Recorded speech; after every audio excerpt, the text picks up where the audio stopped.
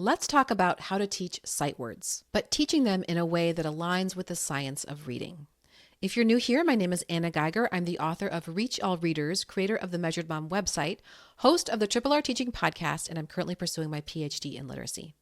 Today, we're going to talk about learning sight words the science of reading way. So we need to define two things before we get started.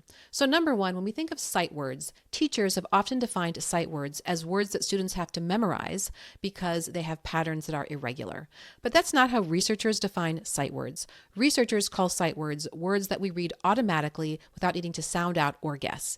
And you, as a fluent reader, have between 30,000 to 70,000 sight words. The only time you probably have to slow down to decode is when perhaps you're reading an unfamiliar name or a scientific term or a word you've never seen before that has multiple syllables. But typically, whenever you see a word, you read it instantly. You can't help yourself. You've mapped the word. It's become a sight word for you. So what we're really talking about in today's video is how to turn high-frequency words into sight words. In other words, words that we see a lot, whether phonetically regular or irregular, that we want students to be able to read automatically. These words sometimes require more attention than other words because they're in print so often, we want to spend a little extra time learning them. Now, when I say learning sight words or high-frequency words, the science of reading way, I'm talking about in a way that aligns with research, because that's what the science of reading is. It's a body of research about how we learn to read and how to teach it. So let's talk about something we want to avoid. Something we want to absolutely avoid is teaching high-frequency words with attention to memorization by shape. So we don't want to just hold up a flashcard and say, this is the word was. Say it, was. Repeat, was, without ever breaking the word apart and figuring out exactly how those sounds connect to the letters, and also talking about the meaning of a word. Because what we're really trying to do is help our students map the word so that when they see it, they recognize it instantly without needing to sound out or guess. And we know from Linnea Airy's work that orthographic mapping requires three things: connecting the sounds to the letters with the meaning. So I've heard of it referred to this way. Think about there being glue between the sounds and the letters, and the meaning is pushing on it to make it stick. That's a really helpful visual for me. Helps me remember that we're combining sounds with letters with meaning. Let's go ahead and take that word was and think about how we could teach it in a way that aligns with research.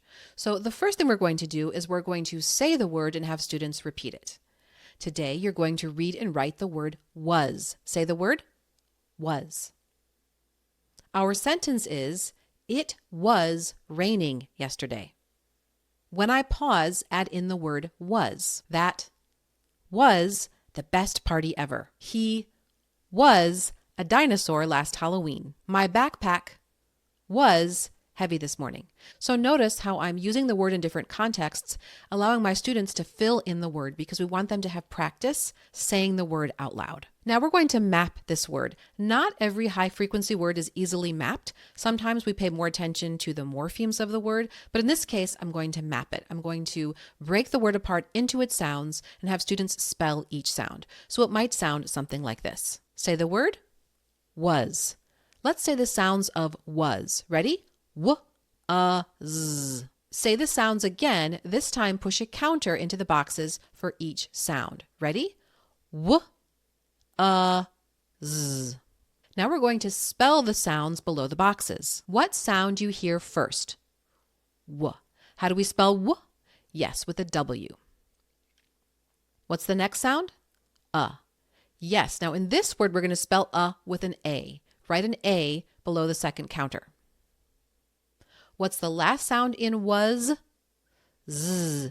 Yes, now often we spell z with a Z, but another letter that spells z a lot is the letter S. Put an S in the final box. Look at the word. How do we spell was? W-A-S. Slide your finger under the word and read it. Ready? Was. So we've mapped the sounds to the letters, but we're not done yet. We want to spend a little more time exploring the meaning of the word. The word was means that something already happened in the past. It tells what someone or something used to be or do. So point to the picture boxes as I read the sentence. Number 1, the man was an astronaut. Number 2, She was sick yesterday. Put your finger on the star and read the sentence. The sun was hot. Now we're going to trace the word was, and as we do it, we're going to say each sound. Ready? W, z. Write the word one more time, again, saying the sounds as you write the letters. Here we go. W, z. Finally, I would have students do some tap spelling. Now, tap spelling is different depending on the graphemes in the word. With the word was, we have very easy one-to-one correspondence, right? So it would just be W-A-S. But if I had a different high frequency word, like the word with, it would look like this, W-I-T-H. So we put that TH together because those two letters come together to form that grapheme. There are different ways to approach silent letters or letters that are just markers because of historical reasons and aren't actually spelling anything. I personally would do a closed fist above the arm. Let's say we're tap spelling the word have. I would do it like this. H-A-V-E.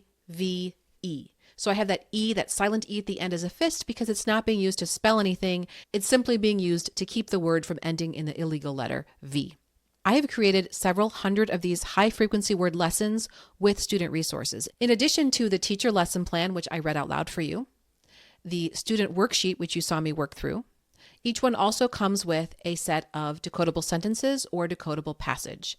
All of these are included in my membership for teachers.